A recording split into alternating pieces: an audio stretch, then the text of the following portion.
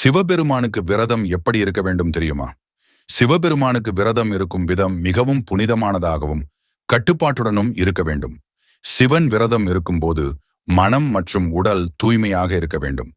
அதிகாலை எழுந்து சுத்தமான நீரில் குளித்து பிள்ளையார் வழிபாடு செய்து பிறகு சிவபெருமானை வழிபட வேண்டும்.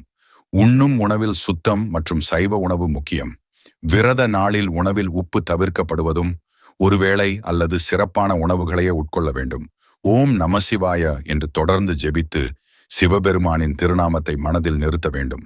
மதிய நேரத்தில் சிவபெருமானுக்கு அபிஷேகம் செய்து பொருளாதார முடிவுகளை தவிர்த்து முழுவதும் ஆன்மீகத்திற்கே நேரத்தை செலவிட வேண்டும்.